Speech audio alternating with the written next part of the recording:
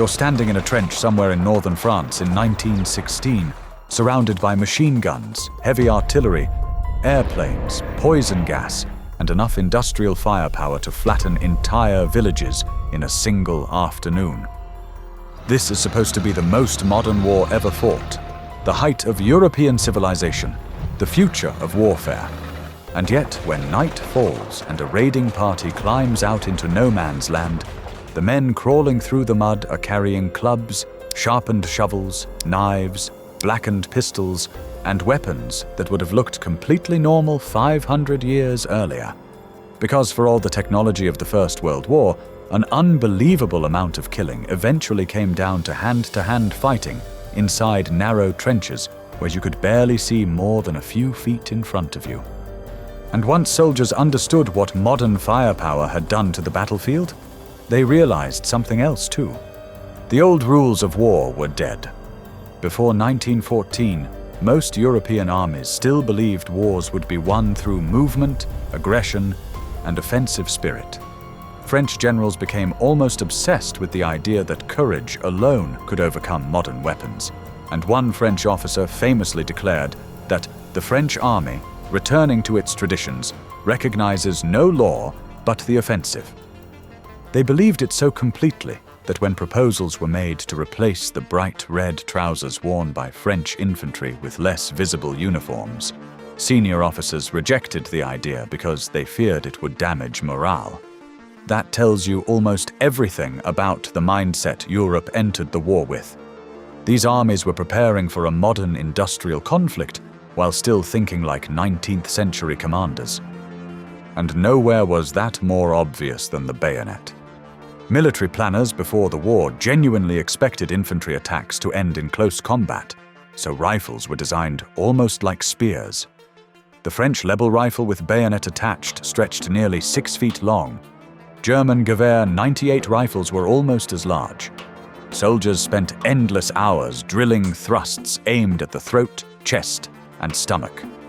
Some German pioneer units even carried the infamous sawback bayonet, originally intended as a practical engineering tool for cutting wood and clearing obstacles.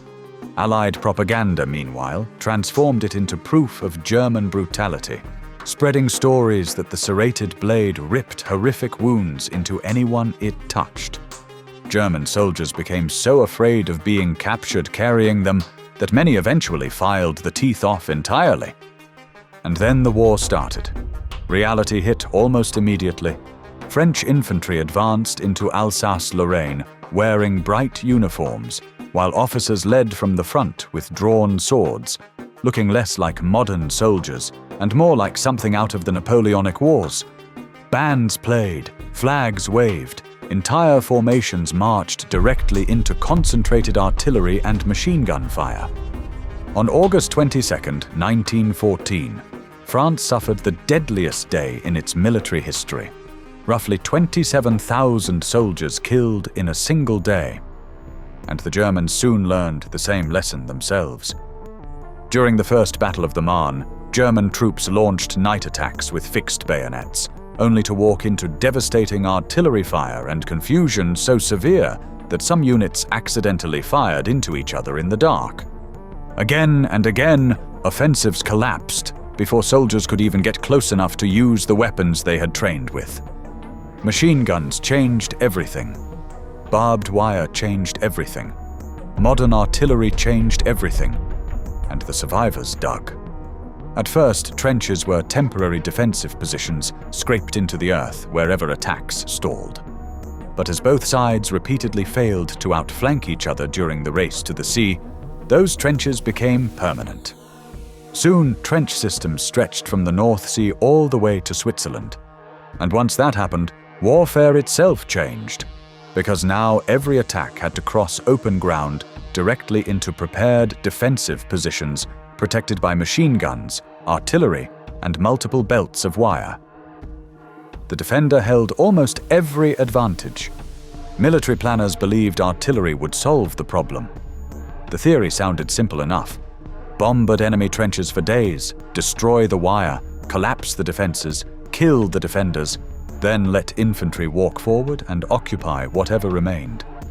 the battlefield refused to cooperate. At the Somme in 1916, British artillery fired more than 1.5 million shells during a week-long bombardment. Officers became so convinced that nothing could possibly survive ahead of them that many soldiers were ordered to walk rather than run during the attack. They thought the German defenses had been erased. The Germans, meanwhile, were sitting inside dugouts reinforced with concrete and buried 30 or 40 feet underground. When the bombardment lifted, they climbed back out, manned their machine guns, and opened fire on thousands of soldiers advancing across open ground. What followed became the deadliest day in British military history. And after enough battles like that, soldiers on both sides started adapting in ways nobody had imagined before the war. Large offensives kept failing, but small groups moving at night sometimes worked. And that's where trench raids began turning into something genuinely terrifying. The trenches themselves helped create it. Frontline trenches were usually built in zigzag patterns, so explosions could not blast through the entire line at once. But that design also transformed trenches into twisting corridors, where visibility was often limited to just a few yards. Inside spaces like that, the long rifles armies had spent decades perfecting suddenly became awkward and almost useless. Bayonets caught on trench walls, equipment, even bodies. One Australian soldier described watching a man drive his bayonet through a German soldier and straight into a wooden support beam behind him, trapping the rifle completely. So soldiers adapted, and what they adapted into looked disturbingly ancient. Trench clubs became common weapons during raids, especially at night when silence mattered more than firepower. Soldiers built them from wood, metal scraps, spent grenade handles, and heavy heads packed with nails that looked more like medieval maces than modern military equipment. Shovels became terrifying once their edges were sharpened. Knives evolved into specialized trench weapons designed specifically for close-quarters killing. Faces were blackened to avoid reflections in moonlight. Equipment that rattled was removed. Raiders wore dark clothing and thick gloves so they could cut wire silently without freezing their hands in the mud. This wasn't the kind of warfare Europe imagined in 1914. This was men crawling through darkness with clubs trying to kill each other quietly. And no man's land made everything worse. In some sectors it stretched barely 30 feet. In others it extended for several hundred yards. The ground was filled with shell craters, flooded holes, shattered timber, corpses, and endless belts of barbed wire. Some wire obstacles stretched 30 feet wide and several feet deep, layered so densely that artillery often failed to destroy them at all. Raiders crawled on their stomachs through the mud, sometimes advancing only inches at a time. And the greatest danger wasn't always gunfire, it was light. Star shells changed the battlefield instantly. A flare burst overhead, and suddenly no man's land became bright as daylight, exposing anyone caught moving below. Raiders froze completely whenever illumination appeared, because even the smallest movement could trigger rifle fire, machine guns, or artillery. Some soldiers even closed their eyes during flares because reflected light in their pupils could reveal their position to enemy sentries. Then there were the listening posts. Both sides placed small groups of soldiers ahead of the trenches, specifically to detect movement in the darkness. If a listening post raised the alarm, entire sections of the front could erupt into gunfire within seconds. So raiders often had to kill those sentries silently before the actual raid even began. And once they entered the trench, everything happened fast. Raiders threw grenades into dugouts, attacked isolated soldiers with clubs and knives, destroyed equipment, grabbed prisoners for intelligence, and tried to escape before reinforcements arrived. Most raids lasted less than 20 minutes.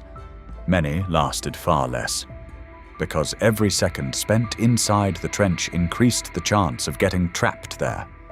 And the return could be even worse.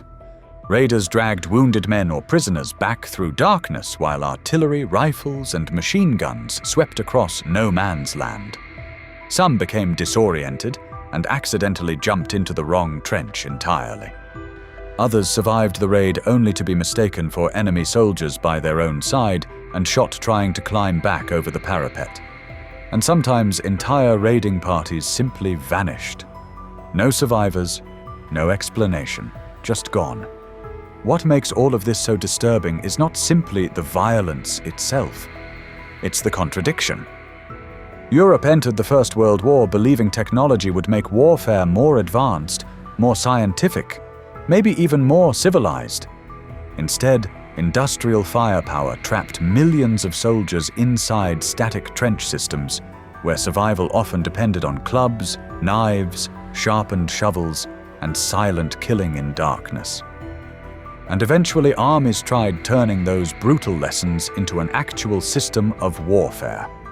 German stormtroopers began using infiltration tactics that bypassed strong points instead of attacking entire fronts directly. Small assault groups armed with grenades, pistols, flamethrowers, light machine guns, and submachine guns slipped through weak points to create chaos behind enemy lines. For the first time since 1914, movement briefly returned to the battlefield. But even that came at enormous cost, because by then the First World War had already transformed combat into something nobody in Europe had imagined before the war began. A conflict fought with machine guns and airplanes had somehow dragged soldiers backward into a world of trench clubs and sharpened shovels. And for the men fighting inside those trenches, modern warfare no longer felt modern at all.